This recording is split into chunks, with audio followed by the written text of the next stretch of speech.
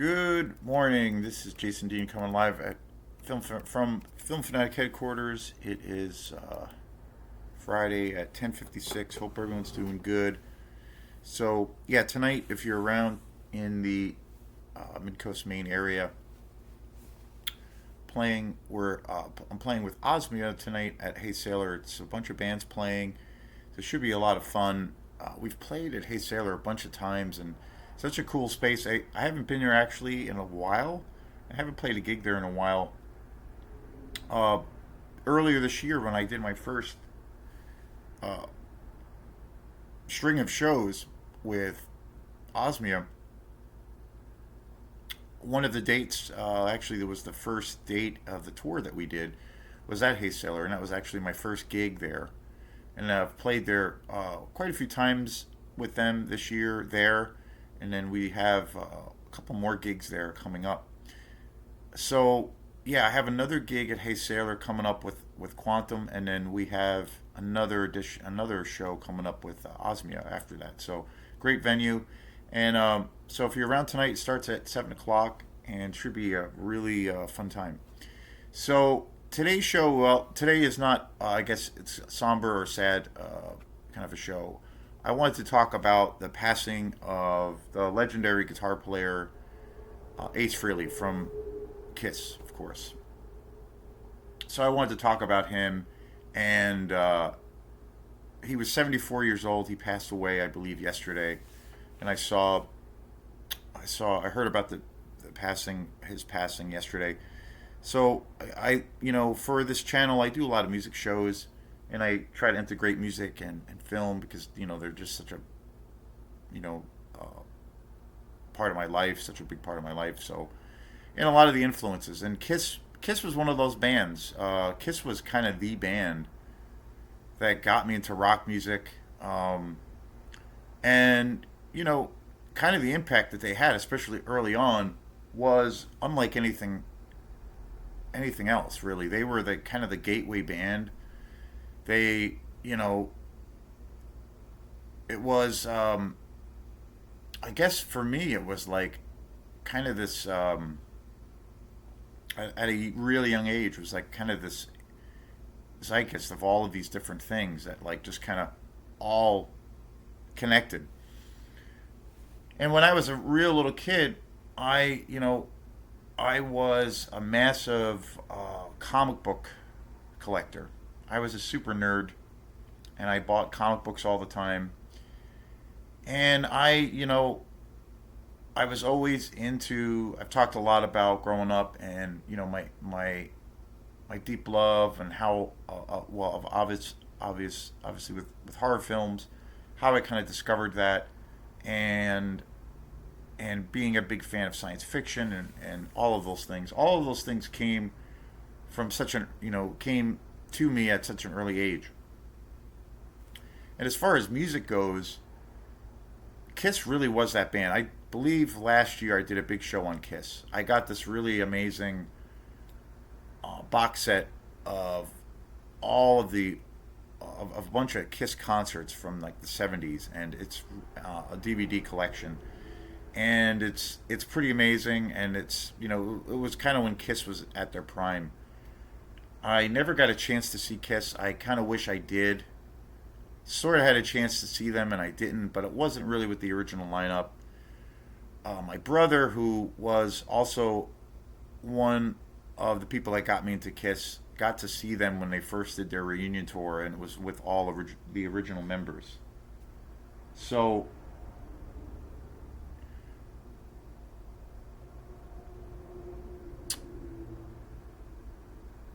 it was, a pivotal time. And at that time, like I was really into comic books, you know, and I remember when I was a real little kid, I used to, uh, you know, there was a local shop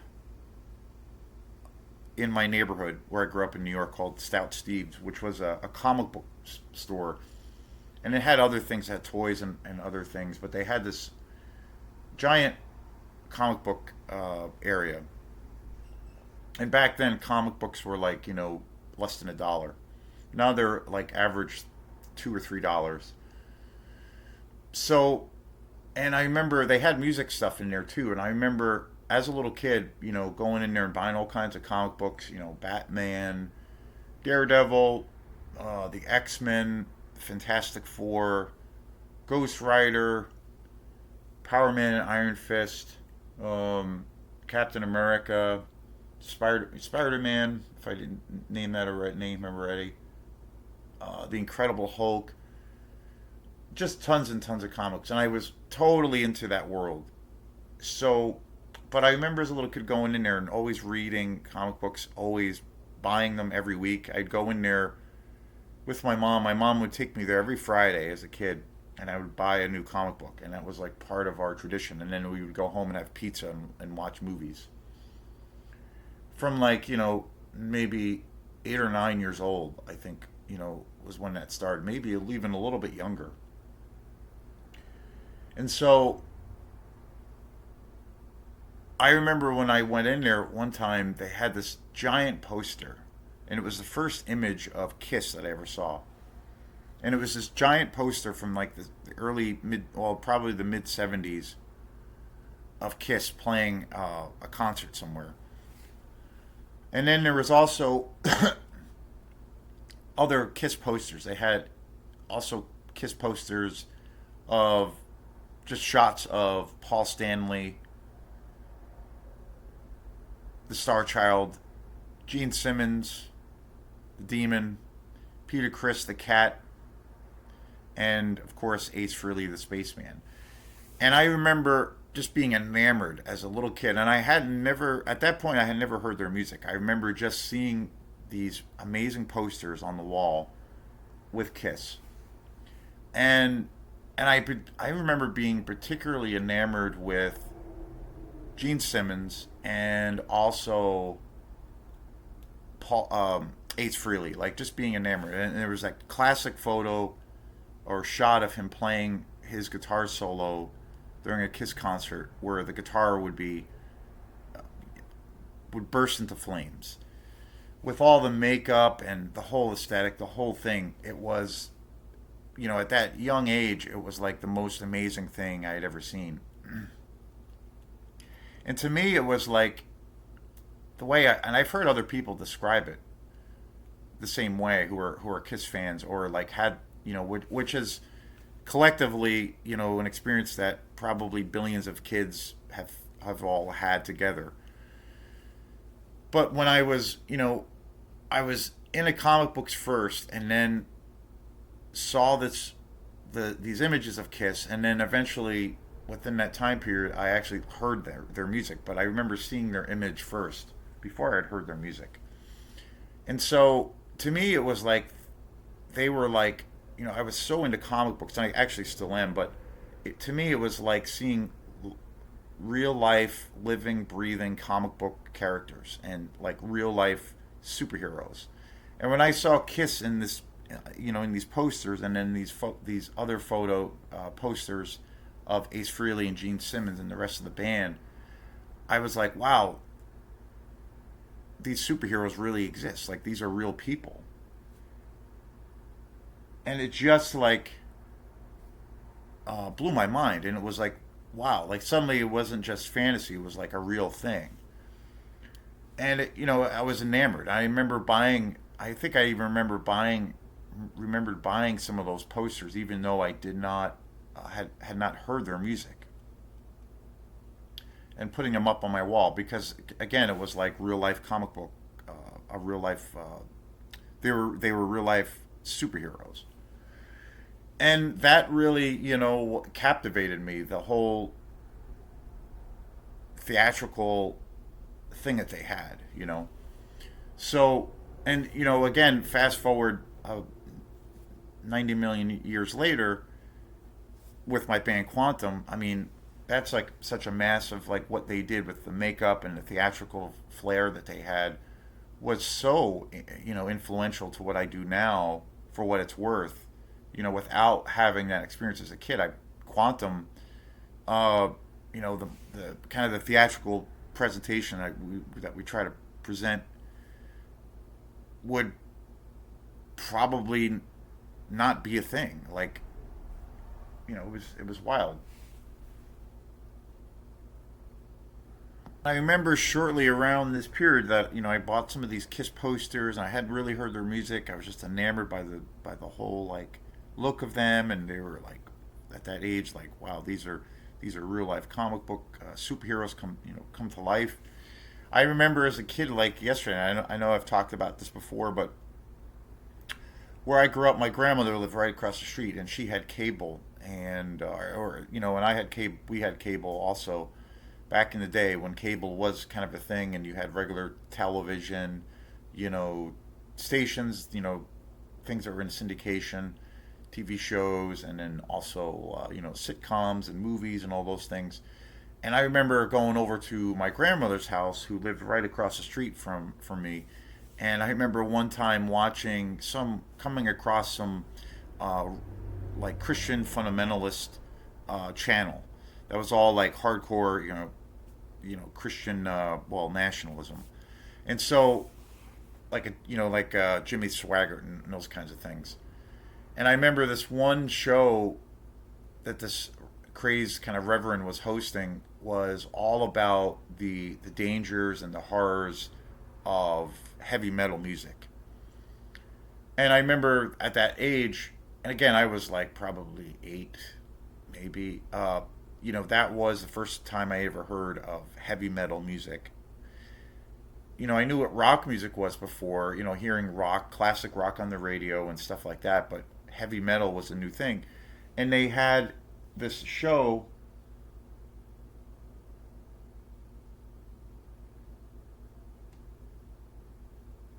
They worked on this show. The whole premise of the show was the dangers of heavy metal music, and they had like segments where they covered bands like Iron Maiden, Ozzy Osbourne, of course, Black Sabbath, AC/DC, and then they had a big thing about Kiss, a real big thing about Kiss. And they were saying it was crazy. It was totally crazy to think that this stuff like existed. Well, it kind of is a thing now too. But they were even saying like what in this show he was this reverend this Christian fundamentalist guy was talking about the what Kiss the actual what the actual band name actually stood for, and they would show all of this footage of them performing, and it was the first time I heard their music. The other band that they really went after too on this channel was Judas Priest. So, and they would show these live clips and music videos with Kiss, and I was just like, oh my god, like I was like totally in love with it. And they said like that in this show, this guy had said that Kiss actually stood for Knights in Satan's Service, and the minute he said that, I was like, okay, I'm in. I need to listen to this band. And then one of the other things that they said that was so outlandish was that they went after ACDC, that ACDC actually stood for Antichrist, Devil Child. I mean, just crazy, complete insanity. But as a young kid, I was like, these like supposed warnings of this like evil music made me so excited, and I instantly went out and I bought my first Kiss cassette. My At that time, my brother and sister who lived with me for a while until they moved out early on, they did have some Kiss records, and I remember around that time too listening to Kiss live, some Kiss Alive, the double album that they had put out. But I remember after seeing this religious show, this made me go out and buy Kiss. And the first Kiss album I think I ever bought was Dynasty, which was one of their later albums, and not probably not their greatest album, but it was definitely one of their later albums, and it came out in like the late '70s, and it was you know the first Kiss album I ever had, and I fell in love with it. And after that, I bought all of their other albums. I bought Dress to Kill, uh, Destroyer, the probably their best one, and I started buying all of their cassettes. And when I got into them, Kiss was kind of going through that change of where they kind of basically dropped the makeup, and I was still really really little, but and Kiss was the first rock band, the first, you know, they were the it was the first music that I bought, that I listened to. They were the first cassettes I ever got, and I just got obsessed with them. And then I started checking out the records that my brothers and sisters had. They were really into Kiss, and then my dad had a pretty nice record player. I was listening to them on record, and it was just amazing. And it was like that literally was the gateway to for me for getting into music, getting into rock and roll, and then also metal. It was, they were the first band. They, with the combination of all the theatrics, and their whole presentation, it was the most exciting thing I'd ever seen. And it was this perfect combination, because, also with, and I was also getting into horror at the time, horror films, horror movies. And, with Gene Simmons' character being the demon, they had the horror element going on. With him playing these bass solos and spitting up blood, and then, all the pyrotechnics they had going off in their stage shows. Ace Frehley, his guitar would, burst into flames during his guitar solo. I mean, it was like, in the costumes, I mean, it was mind blowing. It was totally mind blowing, and it literally, from that moment on, it changed my life forever, like in every way possible. Later on, like in the late '70s, '80s, Kiss, they kind of broke away at one point, and each member of the band put out a solo album. Paul Stanley did a solo album, Gene Simmons did a solo album, Peter Criss did one, and then Ace Frehley did one, and they all did like solo records, using their names, under their name. And the thing that was pretty wild was Ace Frehley had the biggest selling album of all of the members. It was like hugely successful. The one song that was this major hit, was New York Groove. It became like this top of the Billboard's tune. It was on the radio. He made a shit ton of money off of that album, and it was a big huge thing. And whereas all of the rest of the band, all of the rest of the solo albums were kind of dead in the water, his album really was a huge success. And Ace Frehley, I mean, for there's so many stories about it, and all that stuff is unfortunately true. But Ace Frehley and Peter Criss, they both really battled addiction throughout their entire career with alcoholism, especially alcoholism and drugs, and that eventually was kind of the rift that happened between the band, and they were kind of left the band. They kind of got fired from the band because of their lifestyle.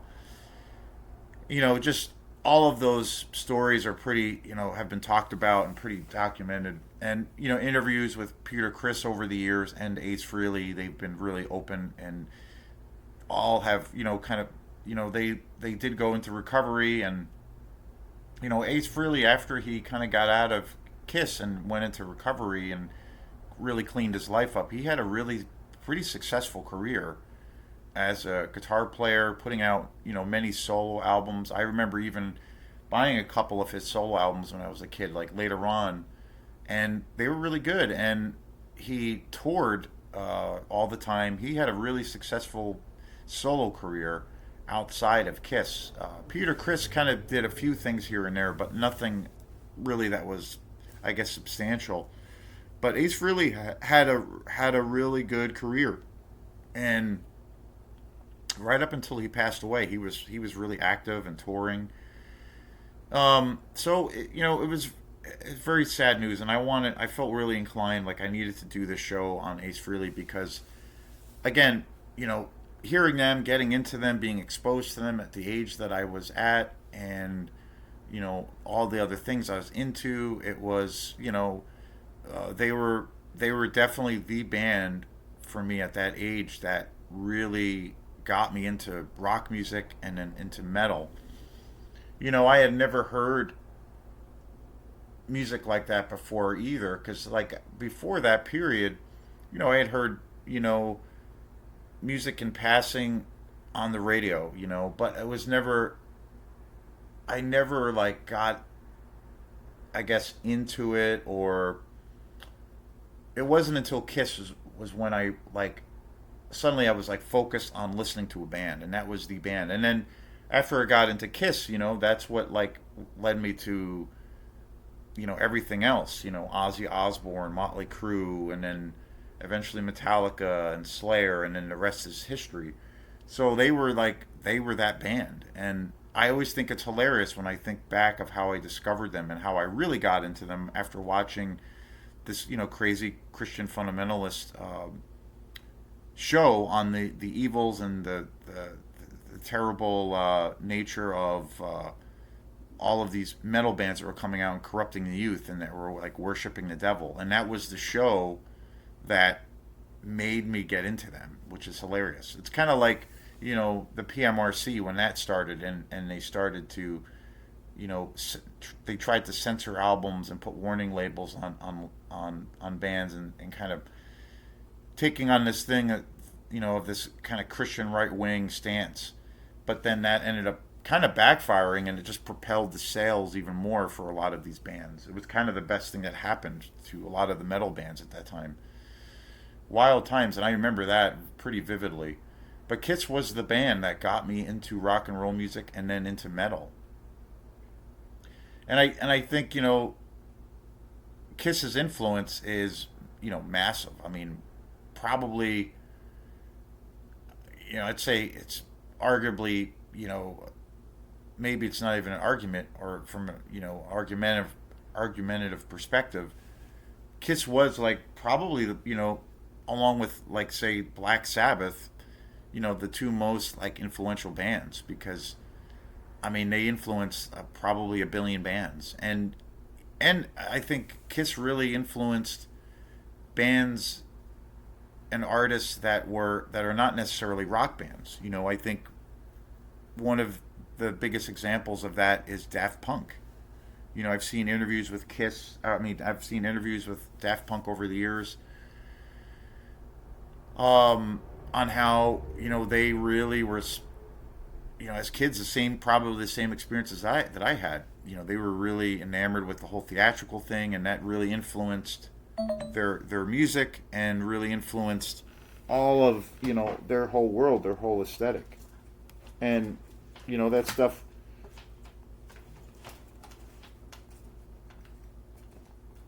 Just it was an endless source of inspiration, and they really